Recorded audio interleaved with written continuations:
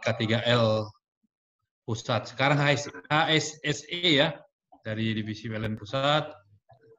Yang saya hormati ya SEVP HSE PLN Pusat, dalam hal ini diwakili oleh Pak Ulil, beserta rekan-rekan yang bergabung dari PLN Pusat, para senior manajer, para manajer, rekan-rekan semua yang sudah bergabung pada saat ini.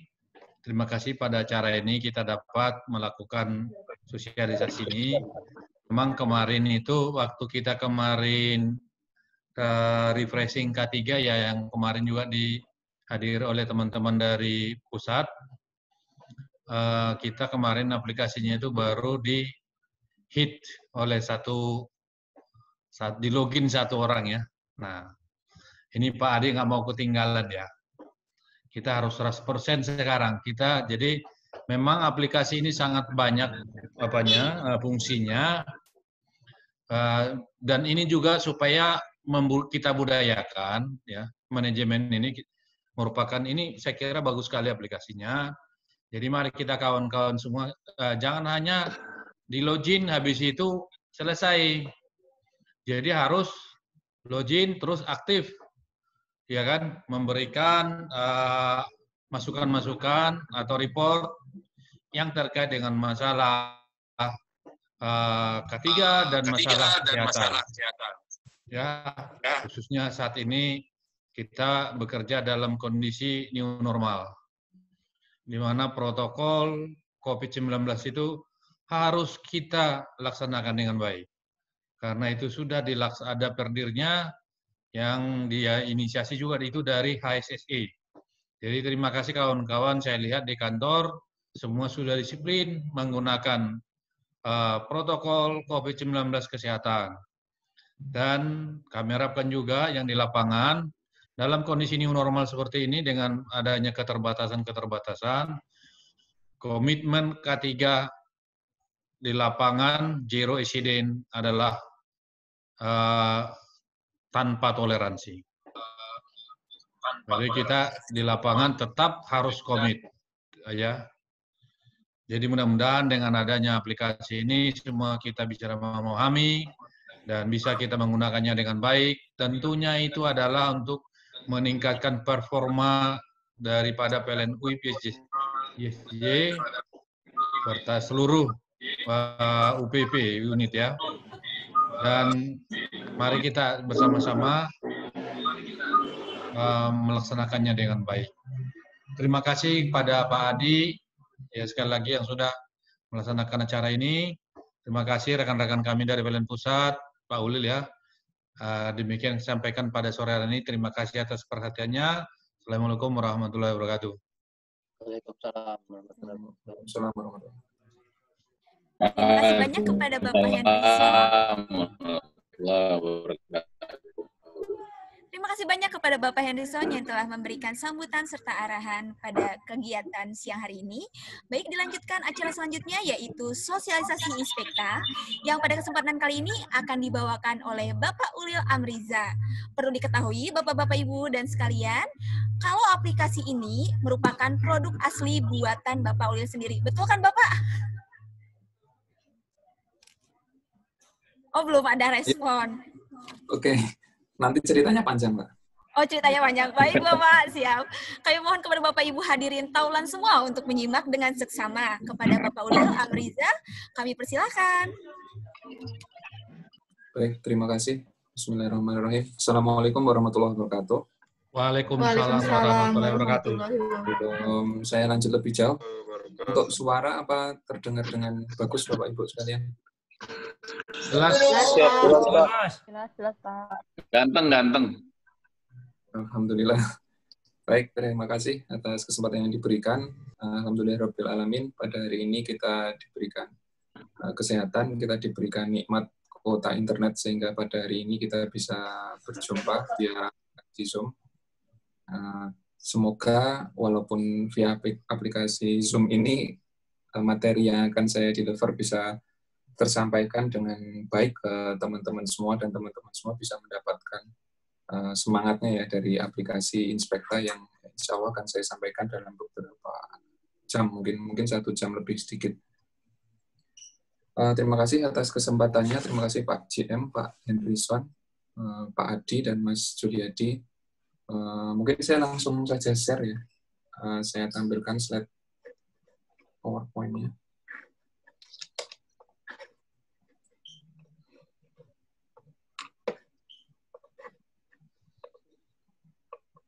Karena barusan tadi sebelum Jumatan tadi juga sama UIP GPT-1 juga kami melakukan sosialisasi hal yang sama.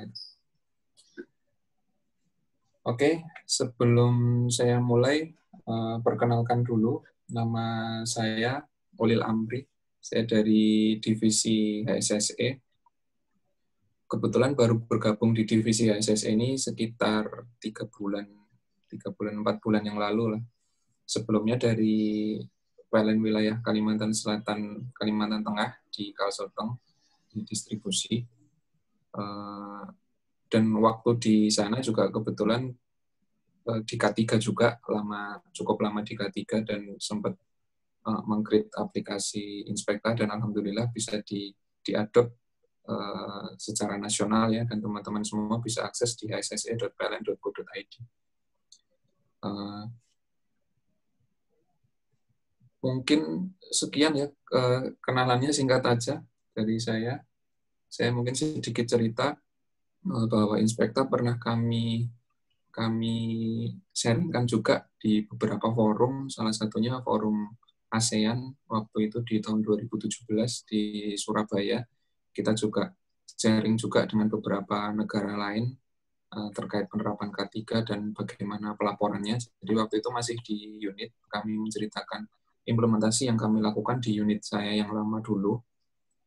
Dan terakhir di 2019 kita juga sempat sharingkan aplikasi Inspekta ini di forum yang sedikit lebih besar, forum internasional dari Scientific Federation, itu di Dubai, Uni Emirat Arab di bulan Oktober 2019 yang lalu. Kita juga sharing di situ dan juga beberapa negara lain juga memberikan sharing dan kita juga bisa saling tukar pikiran lah bagaimana implementasi terhadap K3 di negara dan di perusahaannya masing-masing. Mungkin sebelum saya lanjut lebih jauh, jadi Inspekta saat ini telah bisa diakses di hsse.pln.go.id, tapi milestone awalnya itu di 2016 kita creating project bulan Agustus, dan di 2017 awal itu kita udah launching di unit kami wilayah Kalsel-Teng. Jadi kalau mungkin nanti dilihat jumlahnya secara temuan paling banyak, pasti Kalsel-Teng paling banyak karena di sana temuannya mungkin udah kisaran di atas 50, kisaran 50.000 kalau nggak salah temuannya. Jadi udah banyak sekali yang menginput temuan ketidaksesuaian di aplikasi Inspekta. Tapi secara nasional juga udah banyak, mungkin nanti saya tunjukkan. Saya akan sedikit cerita tentang latar belakang kenapa kami meng-create aplikasi Inspekta. Itu tidak jauh karena case kecelakaan kerja ya. Mungkin saya nggak detailkan tentang seperti apa kecelakaan kerja di PLN, tapi secara garis besar ya, secara summary-nya, PLN ini sebenarnya masih punya masalah dengan yang namanya kecelakaan kerja. Jadi kalau saya baca di beberapa referensi, perusahaan itu kalau terjadi kecelakaan sebenarnya kita harus legowo untuk menerima bahwa sebenarnya manajemen di perusahaan itu gagal ketika banyaknya angka kecelakaan kerja di suatu perusahaan. Nah, karena hal itulah menjadi semangat kami coba untuk membenahi sistem ya, Jadi bukan cuma aplikasi sebenarnya yang ditawarkan, tapi juga membenahi sistem pelaporan yang bagus agar budaya K3 di setiap perusahaan, di perusahaan kita terutama itu bisa terbentuk. Nah, mungkin nanti saya akan sedikit mendetail tentang budaya K3 dan apa hubungannya dengan aplikasi Inspekta. Oke, mungkin saya akan langsung cerita saja, terutama ini adalah slide yang menjadi latar belakang. Mungkin buat teman-teman yang non K3 saya coba untuk jelaskan ya.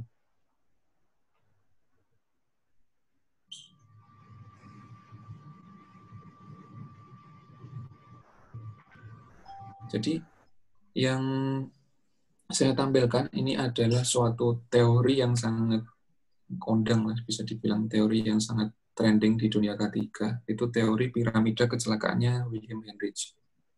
Nah, si William Henrich ini dia bekerja di suatu perusahaan asuransi. Jadi Henrich ini dia bekerja di perusahaan asuransi dengan banyak sekali klaim kecelakaan kerja. Nah, dari kasus kecelakaan kerja yang yang diklaimkan ke perusahaannya William Henrich ini, dia membuat suatu kesimpulan yang akhirnya terbentuklah piramida kecelakaan ini. Jadi piramida kecelakaan ini adalah menggambarkan perbandingan sebenarnya. Jadi perbandingan jumlah fatality dibanding dengan unsafe action dan unsafe condition yang ada. Jadi mungkin kalau kita boleh buka diskusi ya, mungkin Pak Adimul atau Mas Juliadi, kalau boleh saya tanya nih, selama UIPSJ berdiri, pernah nggak terjadi kasus kecelakaan kerja yang sampai meninggal? Nggak ada, Pak. Kalau sampai meninggal tuh nggak ada. Berarti nol ya? No, kalau yang cedera mungkin major gitu? Cedera ya ada lecet-lecet lah. Luka-luka ringan tangan. Mungkin di level recordable injuries ya. Nah, kalau kita lihat potret contoh lah, misalkan di PLN gitu ya, secara skala nasional gitu kan. Tahun ini, misalkan tahun 2019 ini aja ya, itu udah ada sebenarnya lebih sih dari 20 kasus. Ada 20 kasus kecelakaan yang fatality. Ini saya ambil bawahnya aja, contoh bawahnya.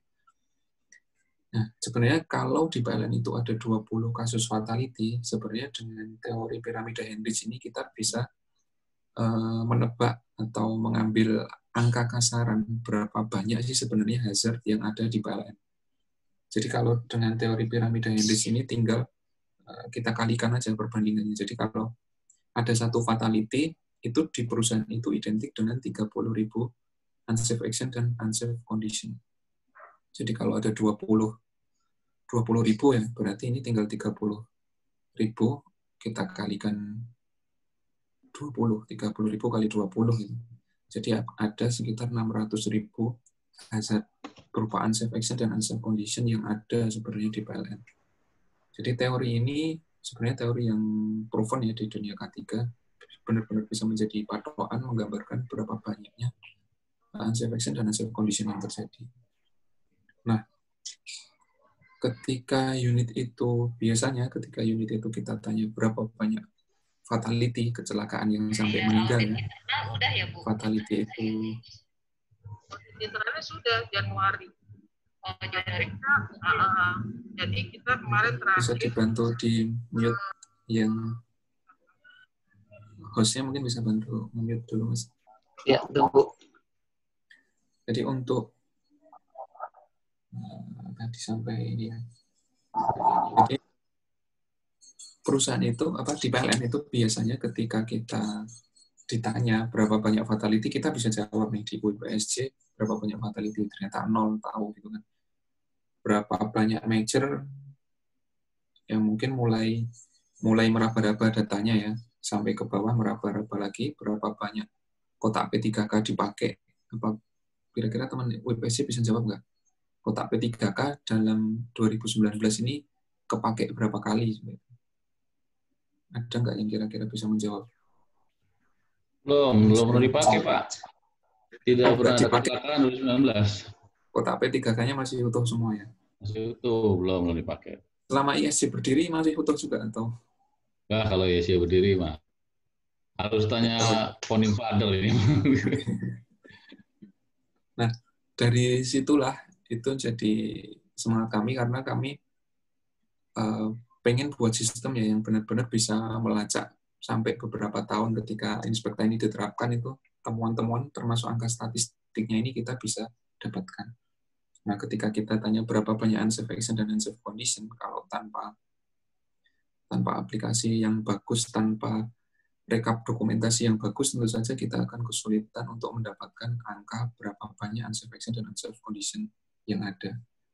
Nah, ini tadi saya kombinkan dua teori ya. Yang pertama ini teorinya Herbert William Bainbridge.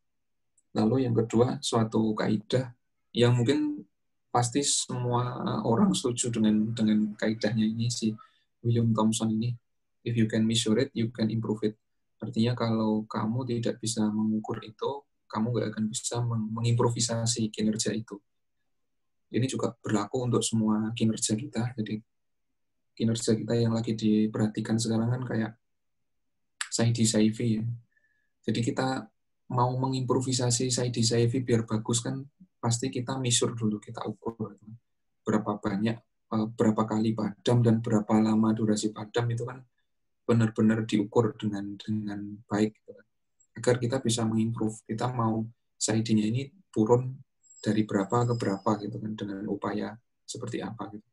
Nah, itu juga perlu juga kita implementasikan di dunia K3. Karena parameter di K3 ini adalah ya ini parameter tolok ukurnya adalah fatality, berapa banyak fatality, berapa banyak major, sampai berapa banyak unsafe action dan unsafe condition yang ada. Jadi berapa banyak perilaku tidak aman, berapa banyak kondisi yang tidak aman itu perlu juga untuk kita ukur agar kita bisa mengimprove ya, agar kita bisa mengimprove atau melakukan perbaikan dari kinerja yang ada seperti itu. Jadi semangatnya di situ. Kalau kita dalam suatu perusahaan kita nggak bisa mengukur berapa banyak unsafe action, unsafe condition, kalau kita ngikutin kaidahnya William Thomson, berarti kita sebenarnya nggak bisa mengimprove itu. Makanya di tahap awal kita perlu yang namanya measuring. Mungkin sebelum saya lanjut sampai sini, ada yang kesulitan memahami atau ada yang mau ditanyakan? Atau bisa saya lanjut? Lanjut, Mas Ulir, lanjut. Baik, saya lanjut ya. Ini, maaf saya belum sempat print screen yang terupdate hari ini, saya pakai yang tanggal 29 April ya. Jadi total user yang sebenarnya sudah aktif.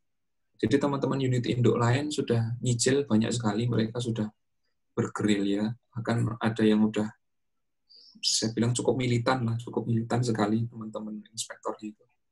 Terutama teman-teman K3-nya cukup militan kayak di Jawa Timur, Jawa Tengah, di Kalimantan Selatan, ya emang asalnya sih kalau Kalimantan Selatan. Dan di beberapa unit lain juga beberapa sudah militan sampai total temuannya tuh dalam sehari itu bisa ratusan temuan seperti itu.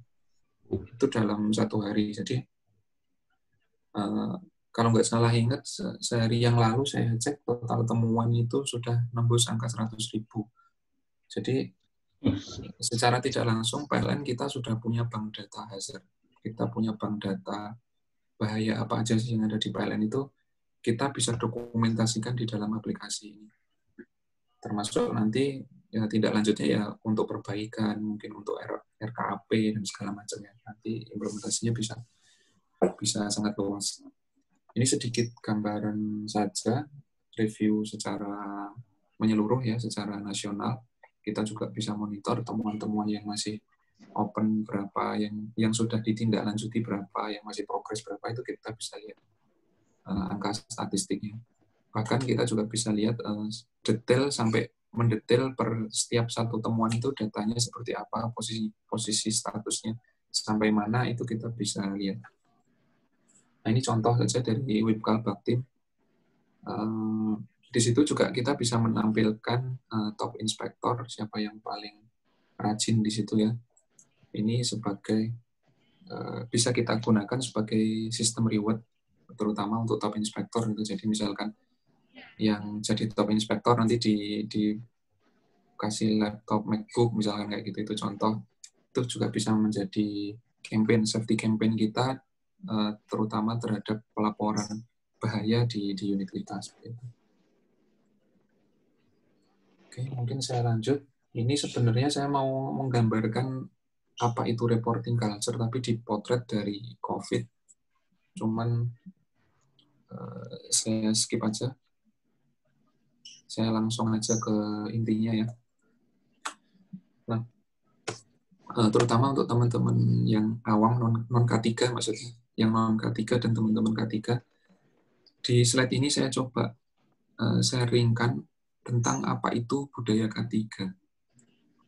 Sebenarnya teori tentang budaya K3 itu ada ratusan mungkin ya, ada ratusan, banyak sekali teori dari berbagai versi. Dan ini saya ambilkan dari salah satu teorinya Disnakernya New South Wales, Disnakernya Australia, tentang teori safety culture. Dan ini merupakan teori yang menurut saya paling mudah dipahami dan mungkin juga paling mudah untuk diperdomani oleh teman-teman semua. Jadi ini adalah ibaratkan sebuah pohon ya. Jadi goal kita itu adalah mendapatkan zero incident, itu adalah target. Sebenarnya target besarnya adalah mendapatkan zero incident. Nah, cuman kalau kita fokus cuma biar dapat zero incident, kita akan kebingungan kok selama ini targetnya zero incident tapi kok nggak pernah PLN itu zero incident. Padahal untuk mendapatkan target zero incident itu ada beberapa aspek yang sebenarnya harus dipenuhi. Nah, ibaratkan pohon ini adalah pohon budaya K3 gitu ya. Jadi untuk mendapatkan buah yang bagus itu sebenarnya ada 4 hal yang harus diperhatikan. 4 hal yang harus ada agar terwujud zero incident di suatu perusahaan. Yang pertama adalah reporting culture atau budaya pelaporan. Ini letaknya di akarnya.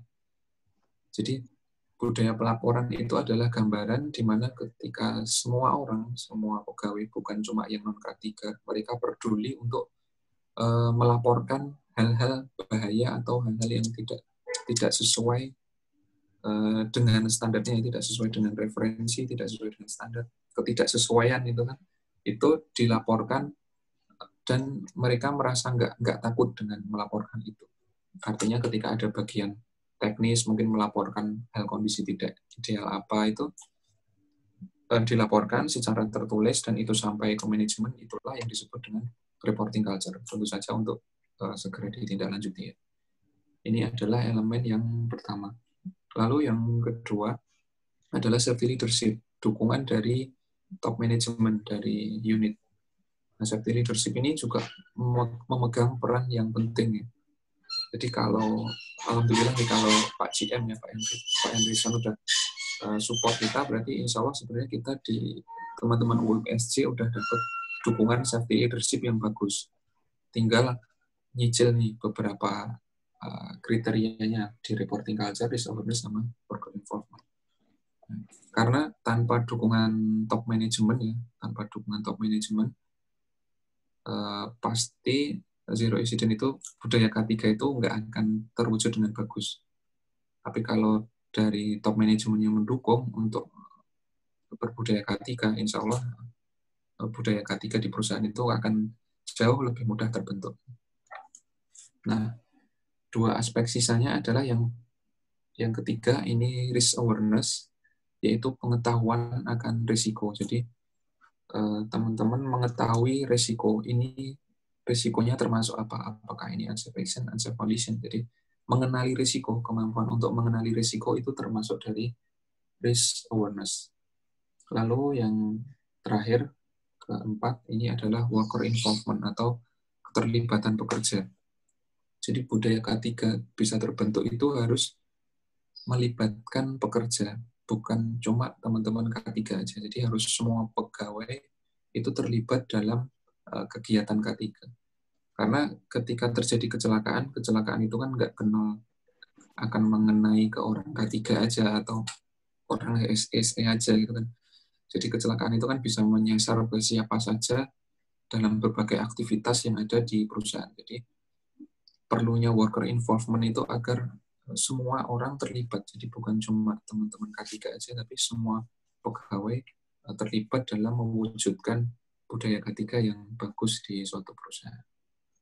Mungkin sebelum saya lanjut sampai sini, ada yang mau ditanyakan atau kurang dipahami oleh teman-teman semua? Ya, persilakan.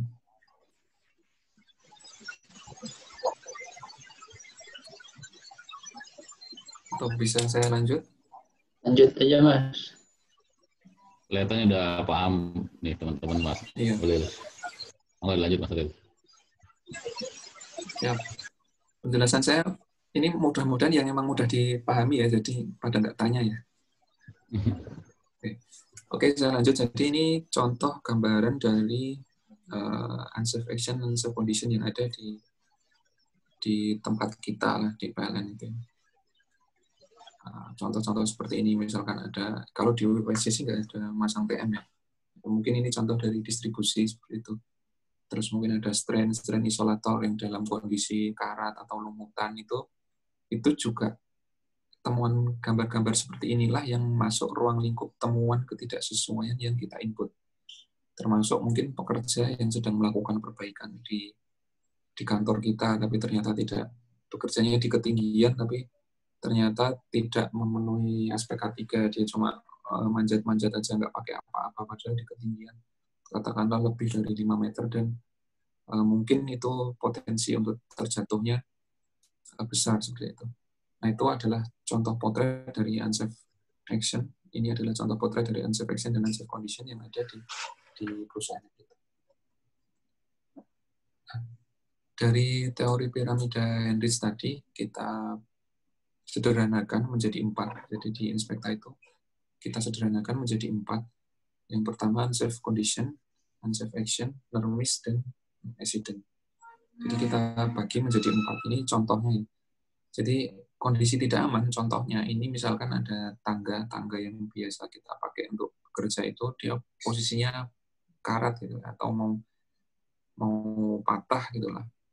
Kondisinya udah nggak layak pakai, itu disebut dengan unsafe condition kalau ada peralatan.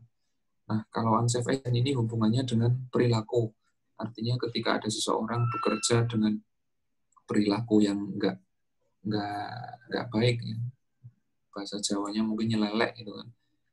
Ada orang yang bekerja dengan sikap yang nyelelek atau guyon, itu disebut dengan unsafe action. Kalau normis, contoh normis ini misalkan ada seseorang jatuh dari aktivitasnya, tapi dia ketika jatuh ke bawah itu masih berdiri, dia nggak ada kerugian apapun, nggak ada cedera apapun di tubuhnya, itu masuknya kategori normis atau hampir celaka. Nah, ketika accident, misalkan dia jatuh tapi mungkin sudah ada cedera baik di kaki maupun di tangan, atau mungkin sampai fatality meninggal, itu masuk kategori accident. Sampai sini bisa dipahami. Kayaknya ilustrasinya cukup mudah dipahami. Yang selanjutnya ini juga ada contoh lagi. Unsafe condition ya, misalkan naruh kampak di dalam box hidran gitu ya.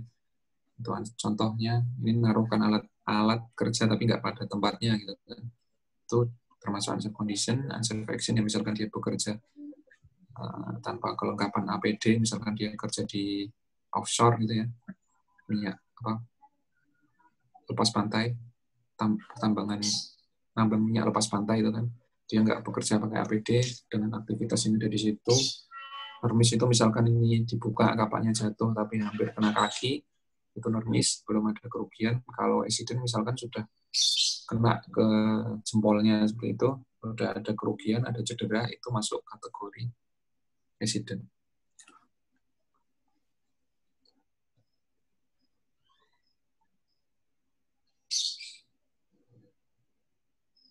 Nah, mungkin kita coba ini ya. Saya coba. Biasanya sebenarnya kalau offline ini bisa enak sekali challenge di offline. Tapi saya coba untuk post di chat ya. Coba teman-teman akses bisa apa enggak? Kita coba kuis untuk identifikasi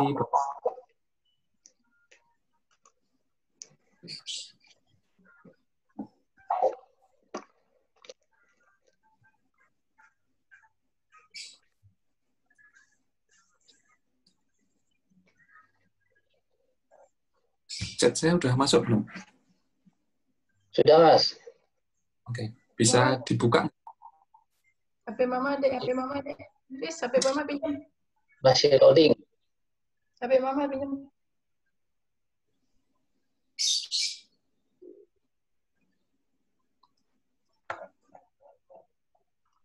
Ini langsung oke go aja, Mas Olil. Iya, di situ ada game PIN-nya juga. Oh,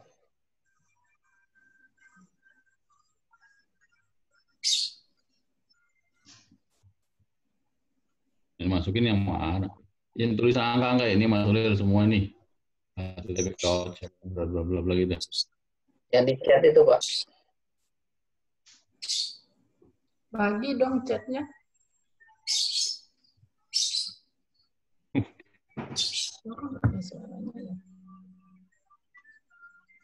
Ada Bu, suaranya keluar Bu. Enggak ada. Oh ada, saya pikir nggak ada. Iya. Oh ini Mas Bu Adi, di linknya di chat, itu ini Bu. di chat di bawah di sini. Di chat yang kahot apa? Zoom ini. Makanya kita Oh, ini main yang kita buka. kemarin, Bu. Model-model gitu. Oh gitu ya. Ini udah. Terus saya bantu share di itu, Bu, di grup Forkom. Sudah. Forkom ya. Sudah. Forkom saya masukkan, Pak. Siapa tahu ada yang mau join.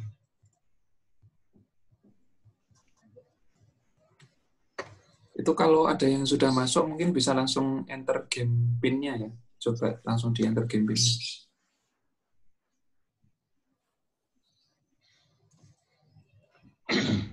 Si loading ini. Ya, biar bandwidth-nya mungkin lebih lancar kali ya.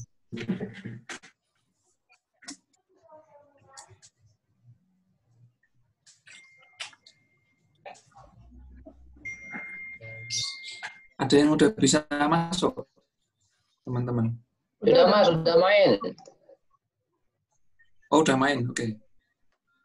Nah, Oke, jadi PIN di ya? situ teman-teman silakan main ya. Oke, ini udah kelihatan.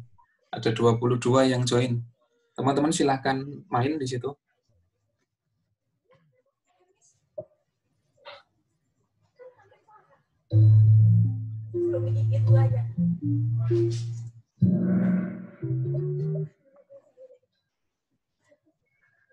Oke, di situ ada beberapa case ya, gambar ya.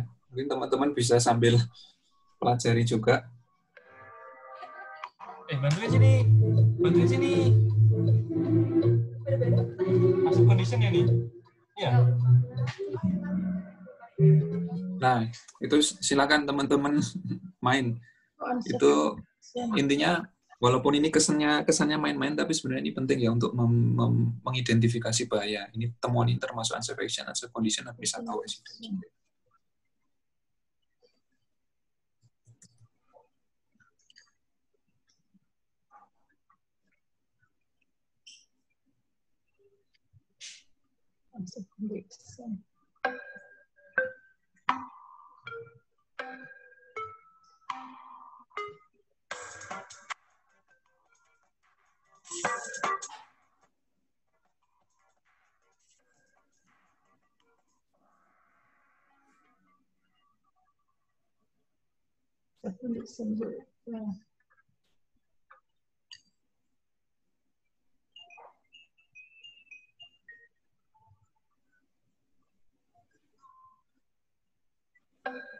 Oke, jadi contoh gambar-gambar seperti itu teman-teman bisa ini ya, bisa jalan. Sebenarnya kalau offline bisa lebih interaktif lagi sih, kita bisa diskusikan satu-satu gitu ya case-nya ini. Mungkin kan ada banyak yang beda pendapat nih, maksudnya ini harusnya unsafe action, ini unsafe condition itu sebenarnya bisa kita diskusikan, tapi karena keterbatasan ruang, jadi mungkin teman-teman bisa coba aja via kuis sendiri-sendiri seperti itu. Udah, Mas. Sudah selesai ya? Saya udah. Oke. Yang lain mungkin masih.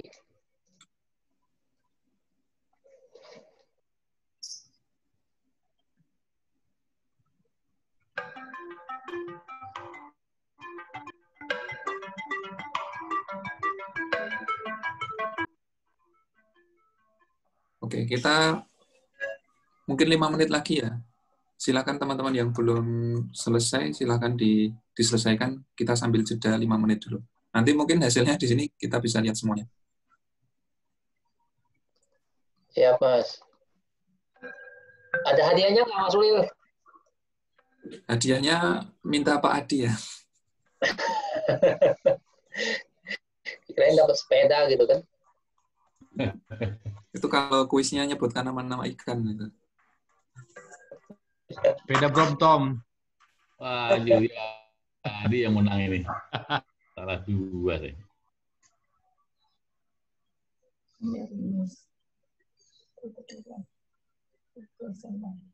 Jika 2-1 kalah 2.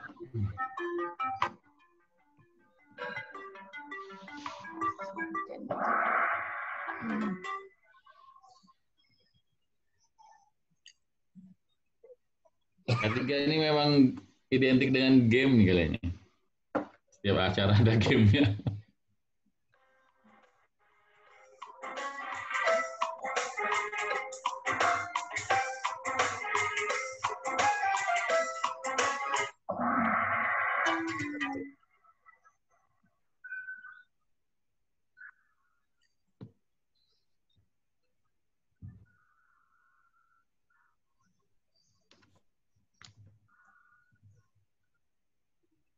Nah, ini kalau mau lihat rankingnya. Udah kelihatan itu yang nomor 1 itu. Saya kesusul ternyata.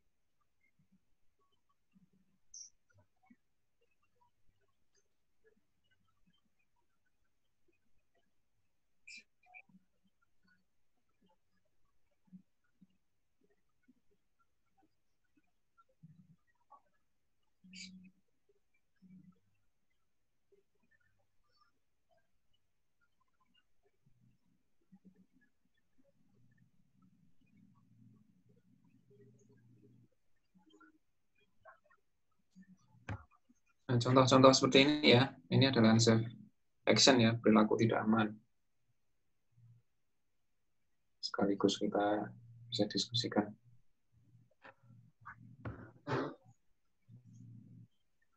Nah, ini kalau ada orangnya, aktivitas yang ada orangnya itu juga unsafe action, perilaku tidak aman.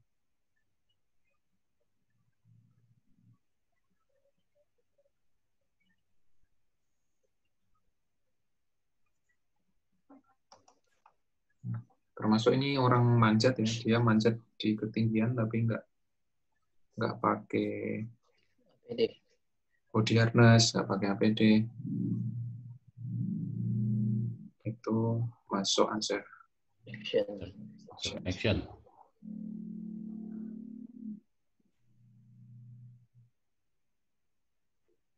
Nah, kalau gambar ini kira-kira apa? Nah, Ah, belum kelihatan. Hermes. Hermes. Oke, Hermes. Hampir. Hampir celaka yang orang hampir digigit buaya gitu. Makan buaya. Teman-teman yang hampir digigit buaya tuh Hermes termasuknya. Buaya darat. Hampir. Bukan untung ya, Mas. Kalau ini hampir. Accident. Kejadian sudah. Presiden sudah trafonya udah kebakar, udah meledak. Ya. Kecuali ternyata itu kebakarannya orang bakar sate di belakang trafo, nah itu mungkin unsafe condition. Artinya seberapa Ya, gede? betul. Ya misalkan kambingnya dibakar semua. Sate.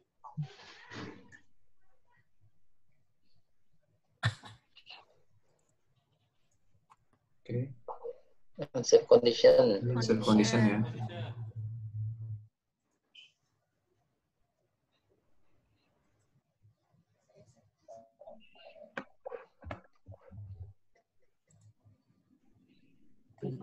Kalau ini Accident. udah roboh ya, udah roboh masuk insiden. Insiden.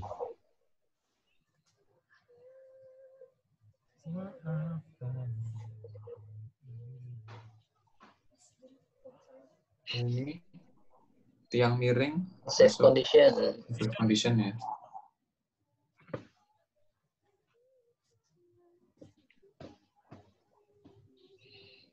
Kita next. Kalau ini unsafe action ya. Unsafe action. Ya. Ya, betul. Oke. Ada yang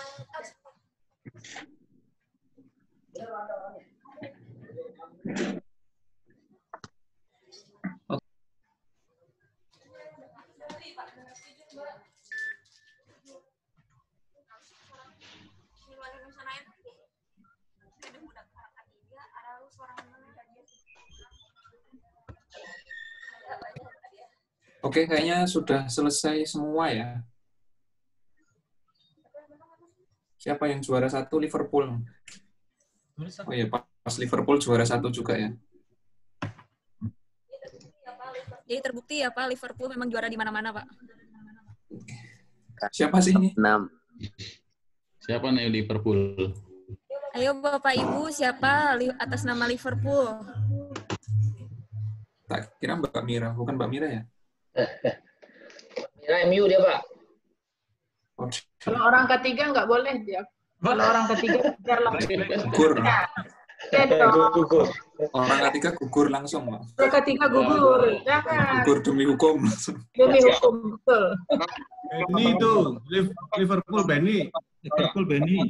Pasti tidak akan benar tata meternya karena Liverpool Benny. dipenuhi dengan LAK. Oh, bukan LAK ketiga. siapa LAK? saya Bu LAK.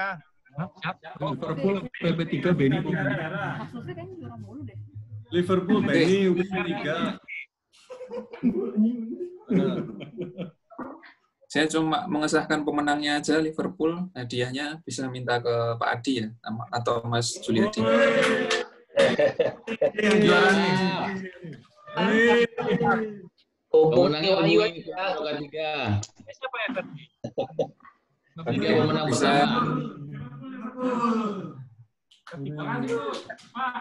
Sudah berarti Mas, silakan dilanjut. Siap. Kita lanjut ya. Boleh. Adi jangan lupa ya hadiahnya. Ya bos, tenang. Semua bisa Hadiahnya satu buah kit rapid test. Dites 2 kali nanti rapidnya. Oke, kita lanjut. Nah, untuk menentukan identifikasi bahaya sebenarnya referensinya adalah sebenarnya istilah definisi. Definisi ini yang menjadi istilahnya menjadi acuan ketika mungkin nanti teman-teman moderator dan teman-teman inspektor itu beda pendapat. Mungkin kan sampai ayal-ayalan itu unsafe action, bukan itu unsafe condition, itu kan ayal-ayalan ribut itu kan. Nah, penengahnya adalah definisi ini. Jadi kita harus mengacu ke definisi ini. Nah, saya buka pertanyaan ya, mungkin teman-teman bisa berpendapat. Kalau misalkan UIPSC itu kan ini ya, jalur ini transmisinya HVDC ya, itu kebangun nggak sih? Dulunya, sekarang Sekarang enggak. diubah gitu ya. Jadinya pakai apa? Bawah tanah? Sekarang di freeze. Nggak jadi nyambung berarti? Jadi bangun. Belum jadi, belum. Kalau rencananya mau gimana gitu maksudnya? Waduh, itu orang pusat yang tahu itu. Nggak tahu ya. Pak Onda yang jelasin, Pak Onda. Kayak digantung gitu ya berarti teman-teman UIPSC ya. Ada unitnya tapi nggak tahu kerjanya. Berarti ini yang dipertanyakan nama unit kita ya? Waduh. Oke, maksud saya gini, saya mau diskusi misalkan nih teman-teman UIP bangun suatu GI gitu ya, GI di Selat Sunda gitu misalkan, GI di Selat Sunda dibangun di situ. Kalau ada trafo yang rusak, kebakar, meledak gitu, misalkan waktu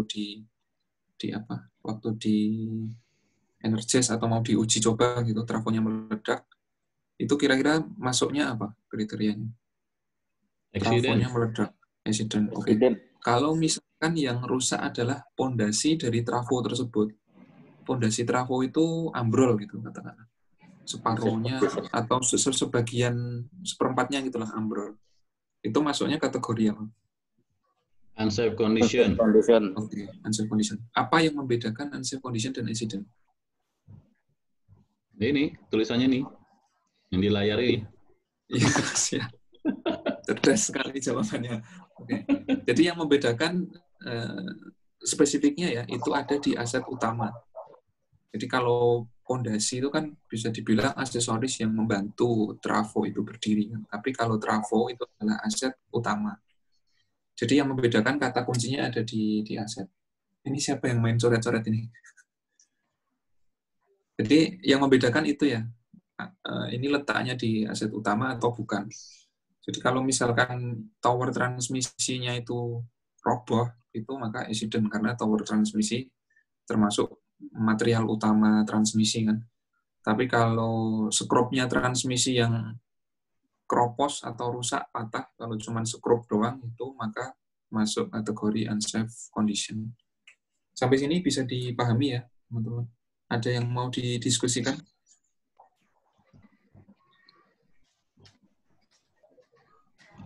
Kalau ini Mas Ulil dari unsafe condition, kelihatan unsafe condition, terus besoknya kejadian kayak tadi pondasinya rusak, terus besoknya ambrol nih, sampai trafo-trafonya ambles gitu.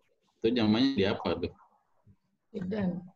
Accident apa masih unsafe condition, tapi trafonya nggak kebakar? Kalau trafonya udah nggak bisa berfungsi, ambles ya. Mungkin trafonya nggak rusak, tapi dia ambles gitu kan. Dia putus semua dan proses istilahnya proses operasional bisa terhenti karena itu bisa masuk kategori ini. Kategori accident.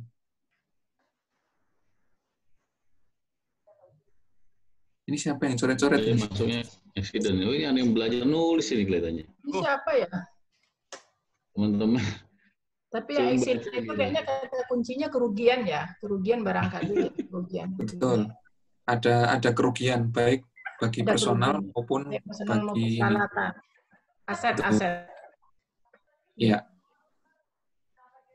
Jadi kalau udah ada kerugian, tapi kalau kerugiannya di peralatan pendukung itu jatuhnya masih di unsafe condition. Contoh misalkan kayak pondasi tadi ya. Pondasi rusak itu kan ada kerugian juga toh. Kita rugi juga itu. Cuman kan karena itu bukan pada peralatan utama, itu jadinya masuknya ke unsafe condition. Oke, sampai sini bisa kita lanjut. Ini yang coret-coret itu jangan-jangan kita kan hacker ini. Enggak, ada yang iseng. Sebentar. Siapa yang coret-coret ya? Ini sosialisasi. Enggak, ini ada yang iseng loh. Sosialisasi. Gimana cara lihatnya yang nyoret-nyoret itu? Enggak, cari ini aja. Berarti ada yang masuk dari ini. Kok bisa masuk Oke. ya di luar? Kita lanjut ya. Kalau hacker bukan kayaknya. Masa hacker cuma nyoret doang, nggak keren. Kalau hacker tuh nyuri uang, nah itu baru keren. Nah, Itu coret lagi tuh. Bagaimana?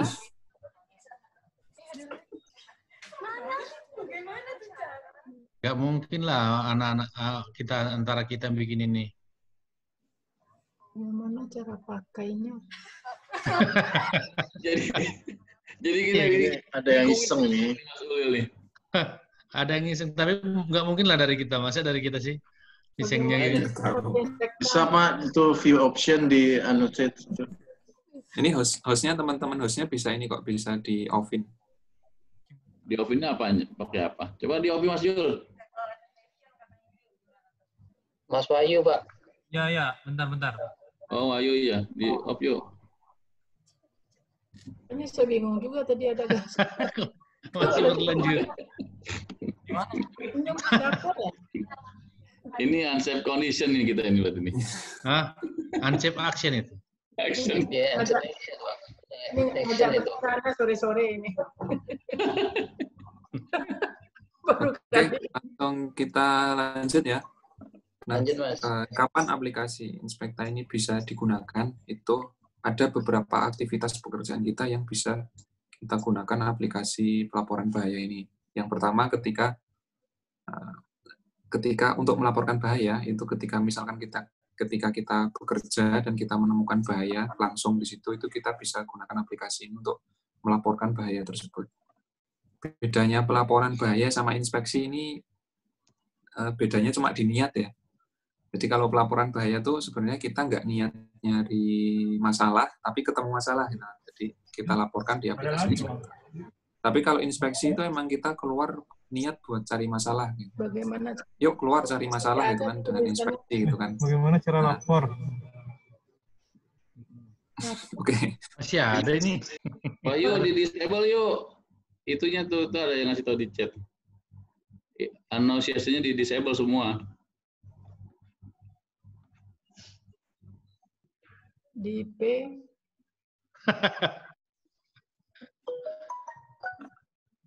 Kita nih. Di foto. Ya, termasuknya di foto. Ini mungkin orang mau tanya, kita jawab sekalian aja. Enggak, iseng banget nih. Kayaknya bukan kita ini, dari luar nih. Sudah ini direkod nih Pak. Ada rekodnya Pak. Oh ya. Kita lanjut ya. Tadi pelaporan bahaya, inspeksi K3 rutin, bisa diinspeksi jaringan, terus inspeksi mesin pembangkit, nah, termasuk untuk audit SMK3 dan lingkungan. Nah ini juga bisa kita gunakan aplikasi untuk menginput temuan-temuan yang ada di situ. Sampai sini ada yang ditanyakan? Atau bisa saya lanjut? Mas Ule. Siap. Dengan Boleh. Ibu. Mulai mundur ke ini tadi enggak? Saya sempat terputus tadi pada saat yang itu tadi pohon apa tadi? Safety apa tadi yang pohon? Ini ya Bu, pohon safety culture ya Bu?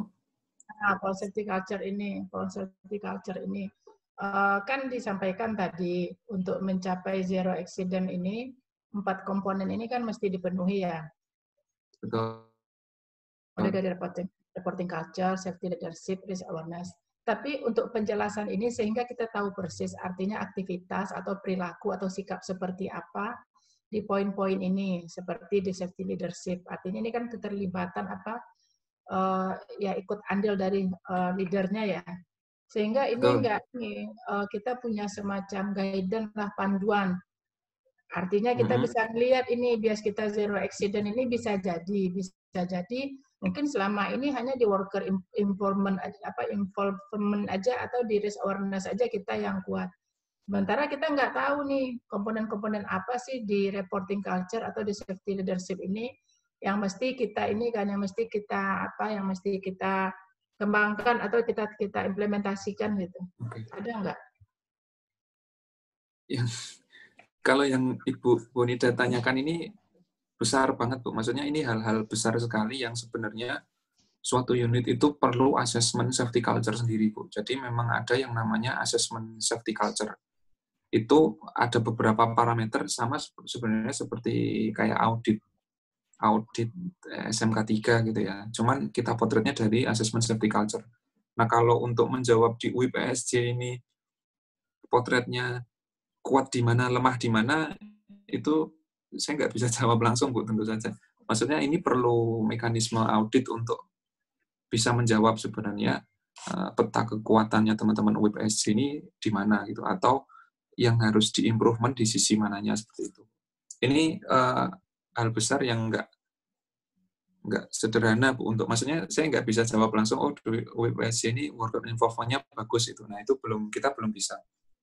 Cuman dengan aplikasi Inspekta ini, salah satunya kita bisa potret di reporting culture-nya itu, Bu. Jadi di reporting culture, kita sudah bikin skala kuantitatifnya. Jadi kita bisa menilai nanti. Kalau UIPSJ itu mungkin kayak punya UPP gitu, sudah nggak sih? Punya. Ada Nah, kita punya UPP. Ada 3 UPP itu nanti bisa dikompetisikan seperti apa reporting culture di UPP maupun di unit induknya. Itu angkanya udah bisa muncul, Bu. Mungkin nanti di web inspektanya bisa kita munculkan. Seberapa kuatnya itu bisa kita munculkan di situ. Tapi kalau untuk safety leadership, risk awareness, worker involvement itu asesmennya beda lagi, Bu. Itu panjang lah ceritanya seperti itu, Bu. Benar. Tapi itu intinya seperti itu. Nggak, maksud kita ada nggak semacam perilaku kalau kita bicara culture atau safety leadership, kan kita sebenarnya safety culture ini lebih ke perilaku ya. Sebenarnya kan perilaku. Betul. Ya, perilaku. Betul. Atau kebiasaan atau budaya lah. Maksud Betul. Kita ada nggak misalnya sikap-sikap atau perilaku-perilaku tertentu yang bisa menggambarkan keempat komponen ini. Contoh seperti reporting culture tadi, memang untuk melihat kekuatan atau melihat apa yang kita punya, mungkin melalui asesmen kita akui. Tapi berikan contoh, biar nanti kita nggak punya interpretasi atau persepsi yang berbeda-beda gitu loh. Kalau seandainya contoh simpelnya seperti ini, ini menunjukkan ini begini. Jadi kita mendapat mendapat insight yang lebih real gitu loh. Oke. Kalau untuk semacam kayak pedoman perilaku atau dan gitu kan, Bu? Ya, betul ya. Kalau untuk pedoman perilaku dan kita ada materinya, Bu, tapi mungkin nanti bisa saya susulkan seperti itu. Oh iya. Mungkin kalau ingat boleh ditagih saya, Pak Adi, mungkin nanti boleh nagih saya, Bu. Kalau dan itu ada materinya sendiri, termasuk masuk ke pedoman perilaku, termasuk integrasi ke ini ya, ke PLN terbaik, masuk ke situ juga. Cuman kalau dari kacamata safety culture sebenarnya yang Ibu tanyakan ini hal-hal besar banget gitu loh, Bu. Jadi memang nggak bisa saya jawab dengan sederhana karena kalau diminta beberapa buku referensi saya bisa berikan, Bu, terkait apa yang Ibu tanyakan itu. Cuman untuk menyimpulkannya ya banyak aspek untuk bisa membangun budaya K3. Cuman ini gambaran pohon ini kami sajikan secara sederhana saja dan menurut saya ini yang paling mudah dipahami kayak gitu. Jadi kalau kita mau membangun budaya K3, kita harus dapat dukungan dari top manajemen, teman-temannya seluruh pegawai tahu akan apa itu resiko, teman-teman semua mau terlibat sama budaya pelaporan K3-nya bagus. Ya, maksud kita yang saya tanyakan tadi seperti safety leadership atau keterlibatan leadernya ya, seperti apa maksudnya?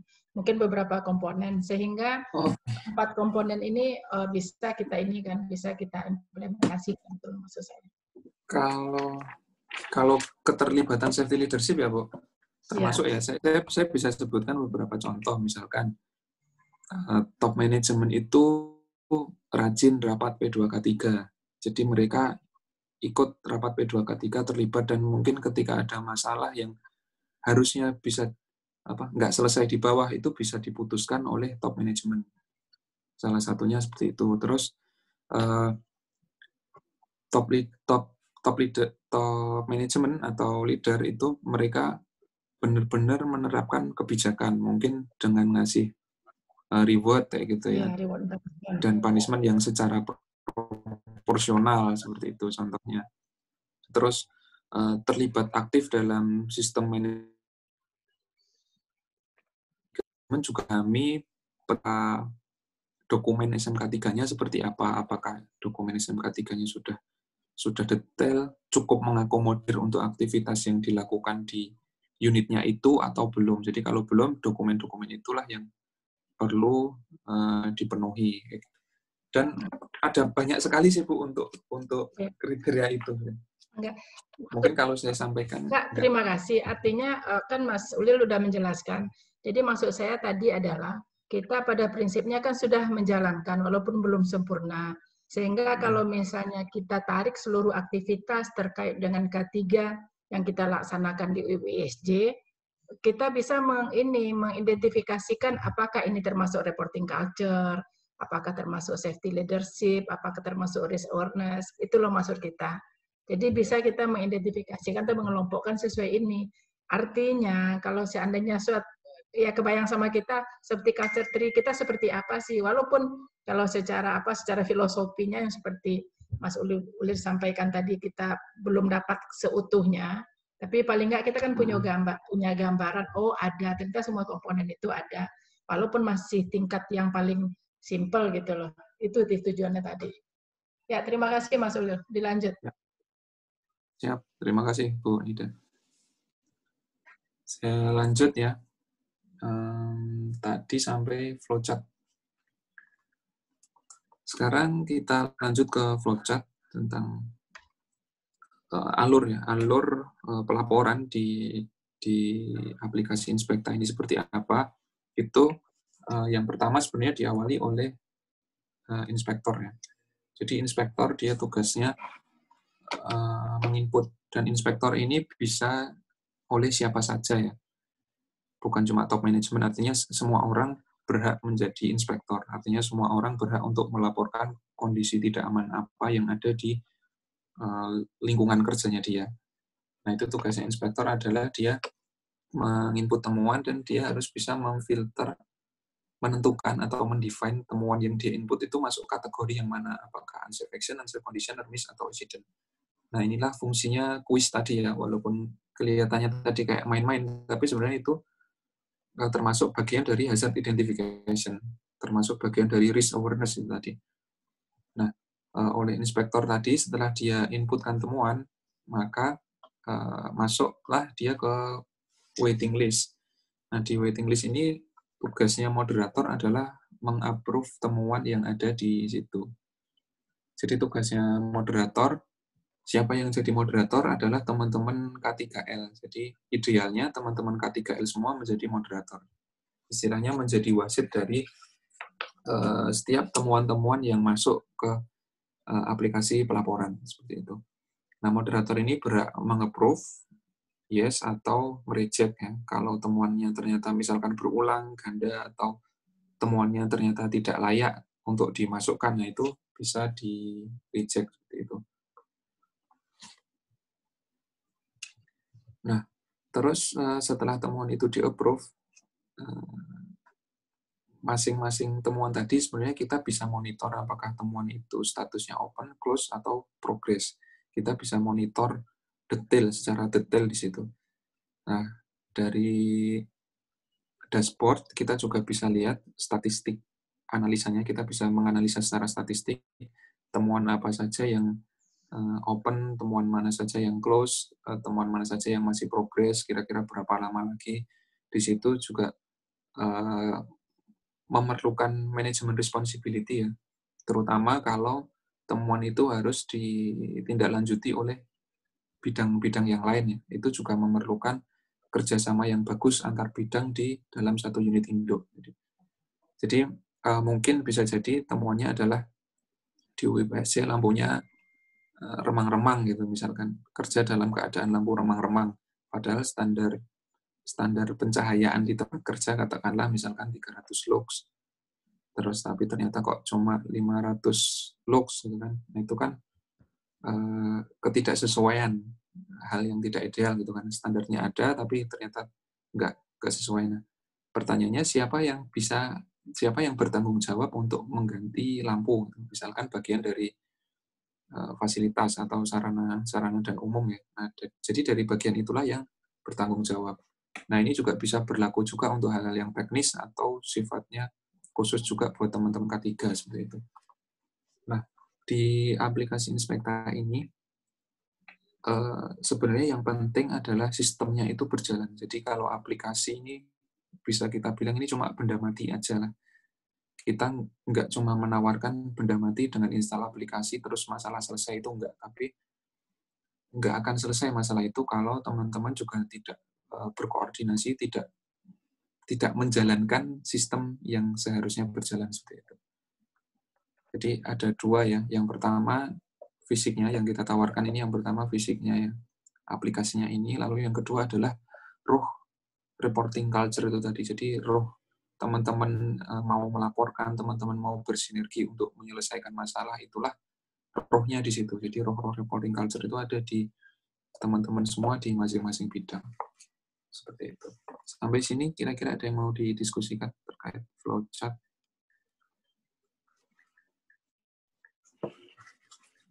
Kalau enggak mungkin bisa saya lanjut ya. Ya, silakan Mas. Saya lanjut, dan aplikasi Inspekta ini udah masuk juga di maturity level ya. Udah diminta di situ, dan targetnya adalah di level 3 di kalkulatif ya. Kalau terkait Inspekta ini di level 3 ini targetnya juga nggak muluk-muluk, yaitu seluruh pegawai terdaftar dan 5% dari populasi di unit induk itu aktif dalam melaporkan. Jadi kalau ada 100 pegawai, ya cuman 5 orang aja yang aktif, itu udah masuk ke level 3. Kalau ada 200 pegawai, ya 10 orang yang aktif melaporkan sebulan sekali, paling nggak itu udah masuk ke level 3. Jadi targetnya cuma itu. Karena tadi ada sebelumnya dari UIP GPT juga nanya, apakah kalau misalkan pelaporan itu dilaporkan terus tapi belum bisa menindaklanjuti, apakah akan jadi nilai pengurang kinerja? Saya sampaikan untuk tahun ini atau mungkin untuk tahun depan juga kayaknya belum menjadi nilai pengurang untuk kinerja ketika temuan itu dilaporkan tapi tidak ditindaklanjuti. Cuman bukan berarti merekomendasikan untuk tidak ditindaklanjuti juga ya, nggak kayak gitu. Cuman maksudnya ketika yang kita bangun, yang kita mau measure di awal ini adalah aktivitas teman-teman seluruh unit itu pada aktif untuk melaporkan dulu. Mungkin kebijakan beberapa tahun lagi mungkin bisa berubah. Seperti itu. Dan saran saya sih kalau biar seluruh pegawai terdaftar, mungkin bisa minta surat dari GM ya ke seluruh pegawai untuk mendaftar di aplikasi Inspekta di sse.pln.co.id. Nah, nanti admin tinggal... Sudah daftar semua nih WBSJ. Oh iya. Sudah. Cakep. Kalau udah ya udah berarti. Oke. Lapornya aja Mas. Siap. Sekarang kita langsung ya. Dapat reward lagi nggak? Itu kan sudah daftar semua. Kita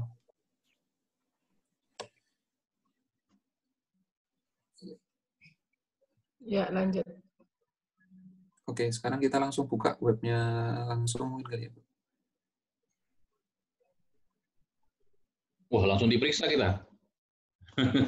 Langsung buka temuan aja Mas Ulil coba Mas. Biar bisa praktek langsung Mas, gimana kita nge-reviewnya, gimana kita ngisi tapi IC-nya, penanggung jawabnya gitu misalnya. Oke. Jadi misalkan saya buka contoh yang udah ada dulu ya, pasti teman-teman ini karena udah ada 15 temuan kan misalkan. Nah, di sini ada temuan yang diinput Pak Muhammad Arif Kusumanegara. Nah, di sini temuannya adalah tidak ada rambu-rambu K3, tidak ada rambu-rambu K3 pada lubang galian. Nah, contohnya seperti ini. Nah, ini adalah unsafe condition. Terus unitnya ini nanti mungkin bisa kita sesuaikan ya. sebenarnya namanya kan bukan Kanwil kan. Nanti habis ini kita benerin. Moderatornya Mas Juliadi yang memoderatorin. Jadi gambar temuannya seperti ini di-upload di situ ya. Dan statusnya bisa kita lihat kalau di dokumentasi closing-nya. Kalau udah close berarti temuan itu udah close gitu. Nah, setiap satu temuan itu, nah ini misalkan ini foto dokumentasi closing-nya, ini udah bagus sekali dari Pak Muhammad Arif ya. Nah, setiap satu temuan itu nanti setiap inspektor akan dapat poin. Tapi poinnya nggak jadi poin OVO ya, nggak bisa ditukar ke OVO. Wah, itu yang mau ditanyain tadinya, Mas. Bisa cashback kan? Mas, boleh bertanya, Mas? Mas Ya, Will. monggo, Pak. Gini, Mas. Kalau misalnya kita ini jalan pulang dari kantor ke rumah, itu lintas provinsi. Jadi ada unit-unit lainnya, di unit distribusi atau unit PJBB atau apa gitu. Itu temuannya itu temuan di unit lain. Itu gimana cara tindak lanjutnya? Apa bisa kita masukkan juga di aplikasi gitu? Kalau jawab singkatnya nggak bisa, Bu. Jadi temuan unit lain biar menjadi responsibility dari unit lain. Kecuali temuan itu beririsan dengan punyanya di ruang lingkupnya WPSC ya, itu mungkin bisa diinputkan. Tapi kalau misalkan lihat tiang miring itu kita susah untuk manajemen datanya karena kita bikin Inspekta ini untuk private, tapi private-nya terbatas di unit induk masing-masing. Karena kalau kita buka, misalkan nanti teman-teman bisa lihat punyanya di Jabar atau bisa lihat punyanya di Sejatim gitu, itu nanti bisa saling melihat temuan di unit lain. Jadi ini kita buat privat tapi terbatas di unit induk. Mas Ulil, maksudnya ini Mas Ulil buat itu loh, buat kita melapor aja karena misalnya bahaya. Masa kita ngelihat teman kita dalam kondisi bahaya kita biarkan gitu? Kalau itu mungkin bisa langsung ini aja, Mbak. Bisa ke ke pejabat K3-nya masing-masing gitu ya. Ke grup yang lebih general seperti itu. Oh ya deh, ya makasih. Seperti itu Pak ini. Oke, lanjut. Oke, tapi mungkin kalau itu unsafe action yang kebangetan ya mungkin bisa aja menegur, cuman nggak yang sampai proses di aplikasi Inspekta dimasukkan seperti itu Pak. Kalau namanya nolong orang ya siapa aja ditolong kan, cuman alur pelaporannya pengecualian gitu. Ini contoh ya. Jadi ini udah bagus sekali sebenarnya contohnya, closing-nya juga udah ada. Terus kita juga bisa lihat summary-nya. Nah, di sini kita juga udah dapat top inspektornya Pak Iqmal, Bu Junia. Nah, ini mungkin 5 orang calon-calon yang mendapatkan MacBook Pro kali ya. Minta sama Pak Adi. Minta sama Pak Adi katanya. Gambarnya aja ya Pak Adi ya. Dalam bentuk brosur.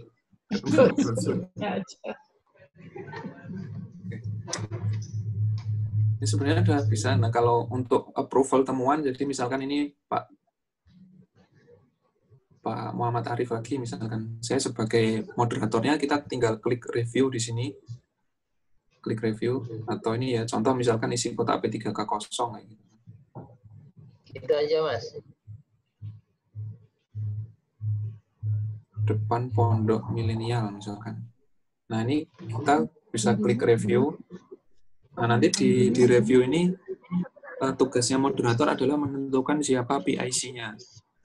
Jadi penanggung jawabnya siapa, misalkan Pak Juliandi gitu. Itu bisa kita masukkan di sini.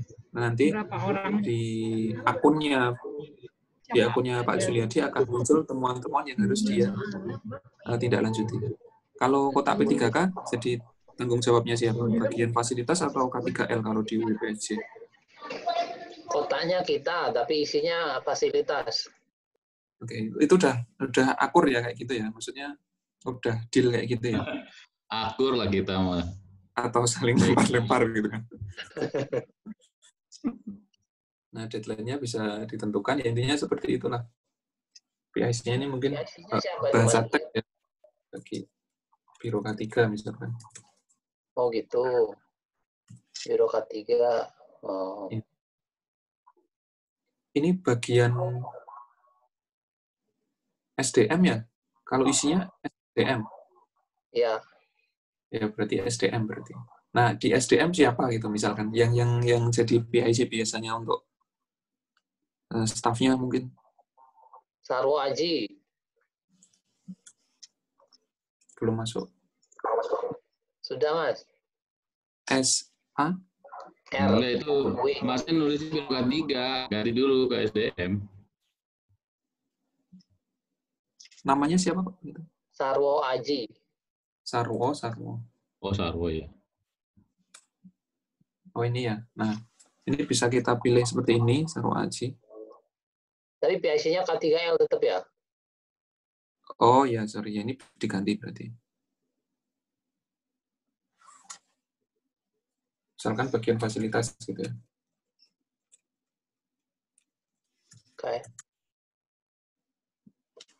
Nah, misalkan seperti itu. Tapi, nah, kan ini aplikasi ini kan cuma aplikasi ya. Cuman maksud saya tetap kita berkoordinasi dengan PIC tersebut ya, dengan bagus lah, intinya bersinergi dengan bagus Pak. Ini kita ada kotak P3 yang kosong, kita perlu juga untuk diisi daftarnya ini aja gitu kan. Nah, itu intinya kita juga perlu bangun komunikasi di situ, atau mungkin temuan-temuan seperti inilah yang bisa diangkat di forum P2K3. Tapi kalau nggak perlu sekrusial itu ya bisa kalau udah akur banget ya langsung ngomong aja. Tapi kalau perlu diangkat di forum untuk disepakati bersama ya mungkin temuannya yang agak besar atau agak berat kayak gitu, itu diangkat di forum P2K3.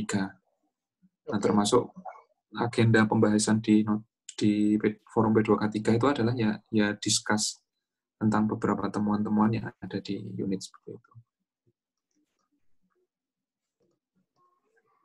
Sampai sini paham ya? Kayaknya udah jalan dan udah cukup bagus. Ini kok ada Kanwil, ada kantor induk ya? Maksudnya kantor induk? Itu kemarin yang Kanwil itu yang masih bawaan yang awal Mas Ulil. Jadi kemarin kita coba set up, Kanwilnya kita tetap ada gitu kan, karena di situ Mas Ulil dan admin ya kalau nggak salah ya. Itu bisa diganti Pak sebenarnya Pak. Oke Pak, nanti di belakang bisa kita benerin. Oke.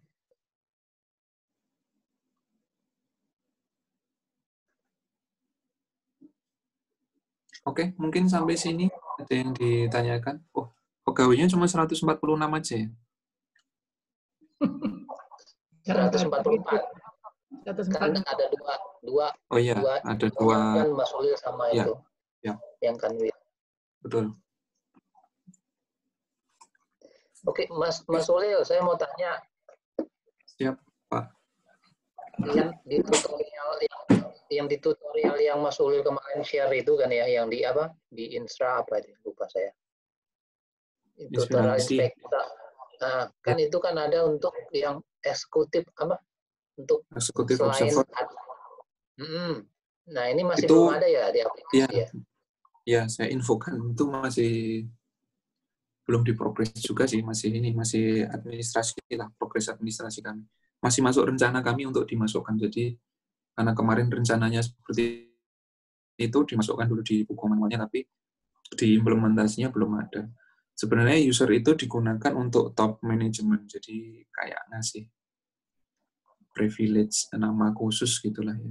Ya kayak nama kebanggaan gitulah. Oke. Berarti ini kalau misalnya Bapak Ibu SRM terus kita jadiin admin ya di sini.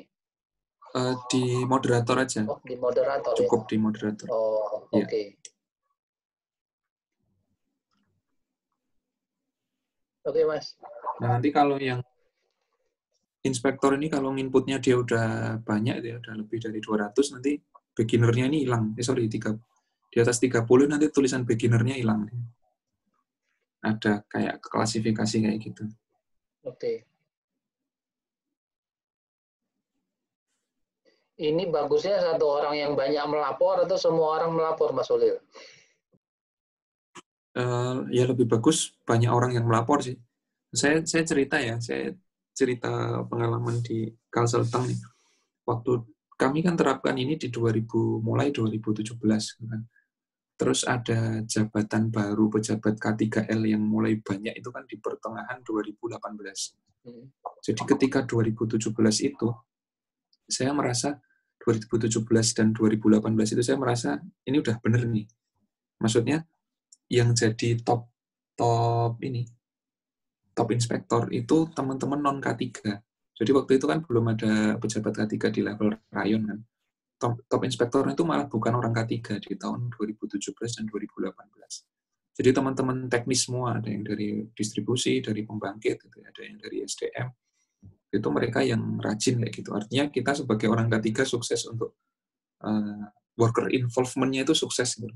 Tapi ada fenomena khusus, saya nggak menyalahkan fenomena ini sih, cuman dalam perspektif penerapan pelaporan, kok di tahun 2019 itu malah yang jadi top inspektor teman-teman K3L doang gitu loh. Jadi kerjaan input itu diambil alih sama dia gitu. Nah itu yang saya rasakan. Ini kayaknya nggak tepat, bukan menyalahkan ada pejabat K3 malah salah, nggak gitu juga. Cuman dari perspektif pelaporan kok malah jadinya kayak gitu. Jadi idealnya sih kalau menurut saya lebih bagus ya random lah, kalau memang orang K3-nya rajin, tapi jangan cuma didominasi MacBook Pro-nya jangan didominasi sama teman-teman K3L aja kayak gitu. Iya, jadi betul. Teman-teman semua bagian juga aktif untuk terlibat dalam pelaporan seperti itu. Oke Mas, terima kasih.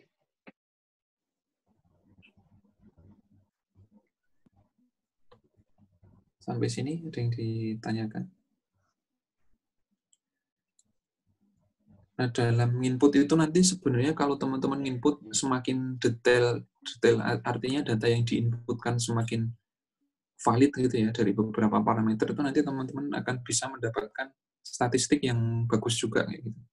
Jadi contoh ini kita ada yang namanya hazard summary ya. Jadi temuan itu kan ada temuan biological hazard, ada chemical hazard, ada ergonomical hazard, ada psychosocial hazard. Jadi kalau misalkan teman di kantor dibully, ya itu masuk psikososial hazard itu kan misalkan.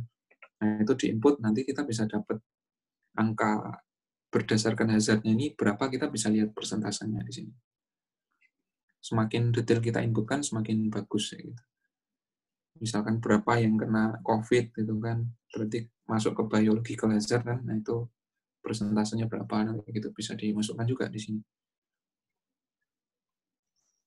Terus ke tingkat risikonya temuan itu yang dominan apa sih?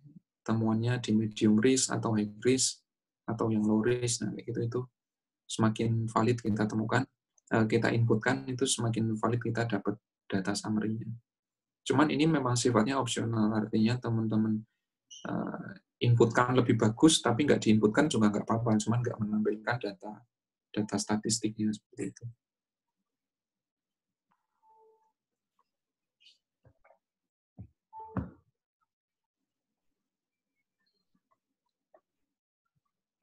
Sampai sini ada yang mau ditanyakan?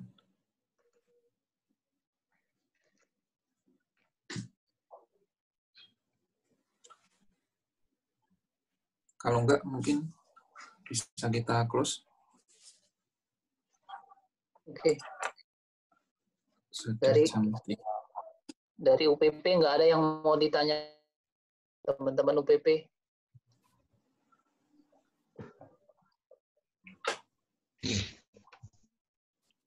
Ini Mas, ada pertanyaan.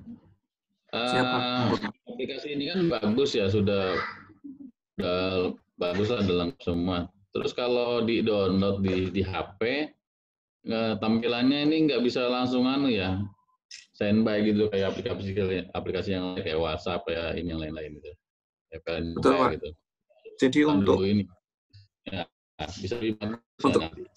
untuk aplikasi Android, kita udah, sebenarnya kalau kendalanya udah di non-teknis sih Pak, lebih ke administratif kendalanya di pusat ini. Kalau secara teknis, platformnya, konsepnya, detailnya seperti apa untuk di aplikasi Android dan iOS, sebenarnya kita udah siapkan semua. Cuman ya mohon doanya aja, mudah-mudahan di tahun ini kita bisa running developnya untuk aplikasi iOS dan Android. Sudah ada rencana untuk ke situ Pak, untuk ke iOS dan Android. Sebenarnya di tahun 2017 dulu waktu create awal udah ada aplikasi Android-nya, cuman kan di 2018-2019 aplikasi webnya ini banyak perkembangan, banyak pengembangan, banyak ubah domain juga ke SSE dengan standar protokol keamanan yang diminta STI juga.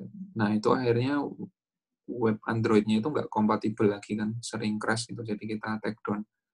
Nah akhirnya kita perlu, intinya kita perlu develop baru lagi seperti itu. Ya mudah-mudahan tahun ini Pak kita bisa develop baru lagi, jadi teman-teman bisa lebih mudah dengan aplikasi Android atau iOS-nya ya. Something big coming lagi ya Mas ya? Iya.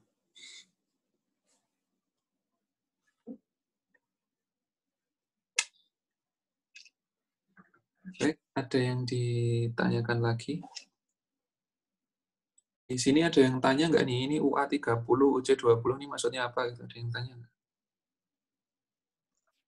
Nah, yang mau ditanya tuh Mas. Saya yang tanya sendiri, tak jawab sendiri ya, oke. Jadi UA30 ini maksudnya unsafe action itu poinnya 30, kalau unsafe condition itu poinnya 20. Kalau ngelaporin nermis itu poinnya 50, tapi kalau ngelaporin accident itu poinnya 150. Jadi ini sebenarnya termasuk campaign kami ya di K3 kan, karena sebenarnya dengan target zero accident itu kan ada lebih banyak impact negatifnya. Impact negatifnya adalah accident pada nggak dilaporin itu kan. Jadi kita mau membalik perspektif itu, artinya accident itu kenapa di sini kita kasih poin yang lebih banyak. Artinya ketika teman-teman ada trafo meledak itu di report, yang inspektornya itu dapat poin yang lebih banyak kayak gitu. Jadi untuk membalik persepsi yang selama ini ngelapor kecelakaan itu adalah keburukan, intinya seperti itu. Jadi di sini poin setiap status temuan itu beda-beda ya. Kalau nermis 50, kalau unsafe condition 20, tapi kalau accident dapat poin tinggi 150. Kan di laporan Sumer ini kan ada satuannya ada dua ya, ada poin sama temuan. Belum tentu yang jumlah temuannya banyak, poinnya lebih tinggi. Tapi kalau yang dia ngelaporinnya 5 tapi accident semua, itu bisa lebih tinggi daripada yang 5 unsafe condition semua. Oke. Mas Ulil nanya lagi. Siapa? Ini kan yang tadi terkait, tadi kan coba contoh yang tadi Mas, yang temuan baru itu kan yang misalnya yang punyanya Mas Arief ya. Yang nomor 1 ini. Ya, Mas Arief ya. Nah, ini kan kebetulan kan memang berarti yang bisa nge-review ini moderator yang ini kan Mas Arief ini kan di UPP 3 nih terdaftarnya ya. Betul. Berarti ini hanya bisa di-review oleh moderator di UPP 3. Betul. Iya. Nggak akan ketukar. Kecuali admin. Kalau admin dia bisa mereview semuanya. Oke, Mas. Tapi ini temuan bisa dilihat oleh semua peserta ya? Iya, bisa dilihat oleh semua UIP PSG. Oke. Tapi nggak nyasar ke Disjabar, nggak nyasar ke Disjatim. Oke, paling nanti kita konfigurasi setup ininya aja nanti. Moderatornya. Karena emang di sini adminnya masih terlalu adminnya ada beberapa orang admin, moderatornya kita bagi ke teman-teman UPP, yaitu manajer UPP sama pejabat K3L-nya di sana, sama paling nanti untuk di kantor Indo SRM-nya nanti kita set aja statusnya jadi moderator ya. Oke, Mas Ulil, itu aja. Baik. Cukup demikian, bisa kita tutup atau ada yang ditanyakan lagi? Kalau cukup kita tutup ya. Maaf Pak, satu pertanyaan Pak. Monggo. Kalau aplikasi IMS Corporate dan lain-lain kan ada ini manual booknya gitu ya Pak. Oh iya. Nah kalau di sini ada juga nggak kayak tutorial atau manual book gitu Pak? Biar... Tutorialnya ada, bisa dilihat di inspirasi.net. Saya ketik di chat ya.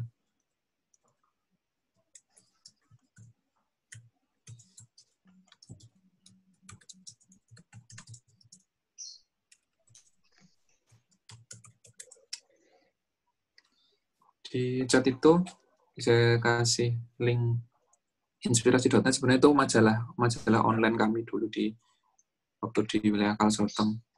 Cuman kami bisa pakai untuk beberapa. Jadi teman-teman bisa buka read online di situ atau download PDF-nya di situ. Insya Allah di tutorial itu udah lengkap banget ya. Kalau dibaca semua kayaknya udah nggak ada pertanyaan insya Allah. Dibaca semua dan dipahami semua maksudnya.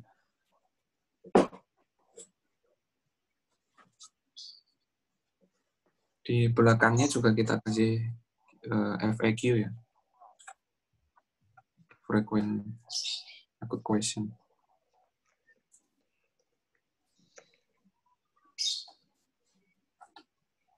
Oke. Ada lagi teman-teman?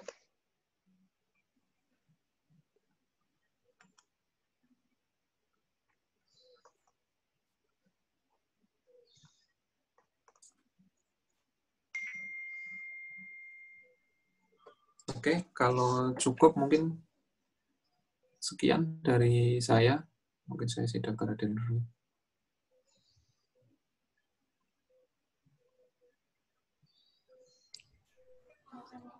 Oke, terima kasih atas perhatiannya.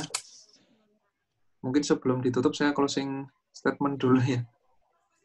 Terima kasih atas waktu yang diberikan, sharing selama beberapa jam ini. Mudah-mudahan walaupun keterbatasan ruang, apa yang kami sampaikan bisa bermanfaat dan bisa terimplementasi dengan baik di unit teman-teman semua. Mudah-mudahan teman-teman semua pada kompak ya, antar bidang pada kompak, antar unit pada kompak untuk bisa menyelesaikan masalah, terutama terkait answer question dan answer condition yang ada. Mungkin demikian dari saya akhiri. Mohon maaf apabila ada kata-kata yang kurang pas atau guyonan-guyonan saya yang kurang pas. Saya mohon maaf. Saya akhiri. Assalamualaikum warahmatullahi wabarakatuh. Waalaikumsalam warahmatullahi wabarakatuh. Baik Bapak Ibu sekalian, terima kasih banyak kepada Mas Ulil yang telah menyampaikan sosialisasi inspektanya.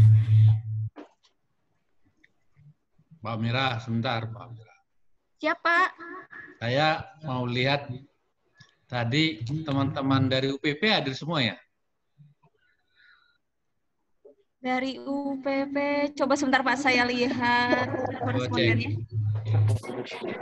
Katanya hadir itu. Ada yang bareng-bareng juga katanya. Oh, mereka bareng-bareng Pak, rame-rame kayaknya. Bareng ya? Oke.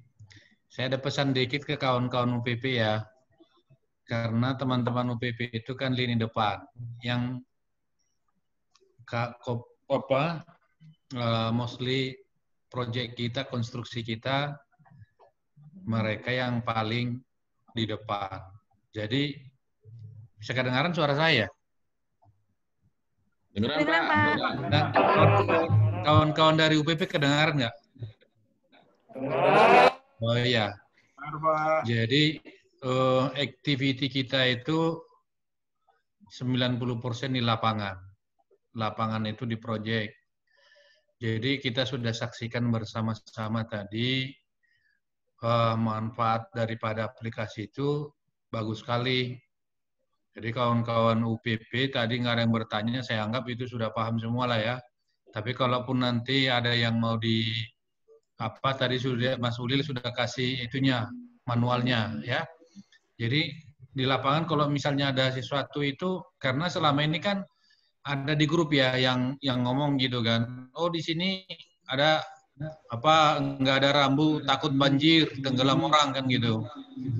Nah, jadi tolong nanti ini bagus sekali sebagai media manajemen untuk K3 gitu loh, membudayakan K3 dan untuk memahami apa di lapangan itu sebenarnya yang tadi yang safe action, yang safe condition dengan terbudayanya di kita ini melaporkan hal seperti itu membuat kita lebih aware terhadap kondisi-kondisi di lapangan.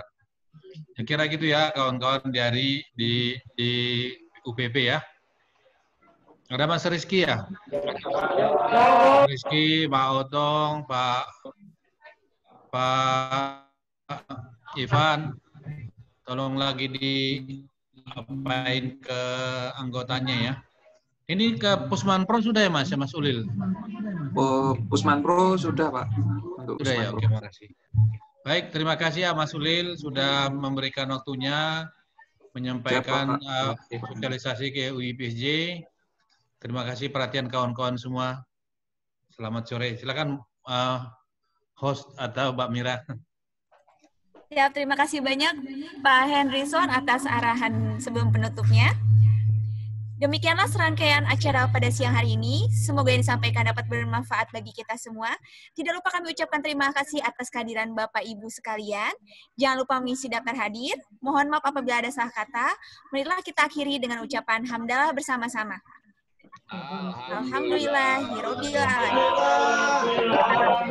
Ada satu pantun Bapak Ibu untuk menutup acara kita pada siang hari ini. Beli ayam pedas di warung Bu Maya. Tak lupa beli lalapan bareng Pak Mumu. Kita bersama bunuh bahaya. Nanti bahaya yang membunuhmu. Akhir kata wabillahi taufiq wal hidayah. Wassalamualaikum warahmatullahi wabarakatuh. Waalaikumsalam warahmatullahi wabarakatuh.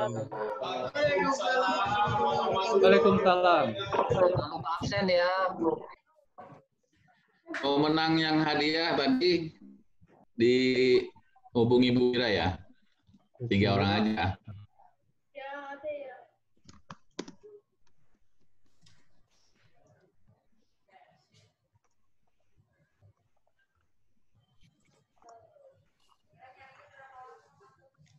Satu hari satu malam, Mbak. Boleh di Oke, terima kasih semuanya.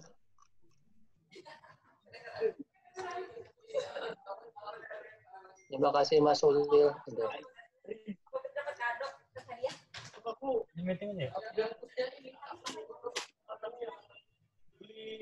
Udah keluar. Pak Adi. Ada undangan dari pusat hari Senin ya. Udah dapat undangannya ya, Mas Adi. Yang Mas itu Pak Adi. ya, endorse kami Pak ya. Pak Ali sudah keluar, Pak. Oh udah ya. Barusan saja. Ada undangan hari Senin itu. Ya Pak. Dari PLN Pusat ya, udah dapat itu ya. Udah Pak, yang Oke, terkait terima kasih Pak, semuanya ya. Selamat sore, salam sehat selalu. Ya. Semangat. Terima kasih Pak. Terima Selamat Pak. kasih.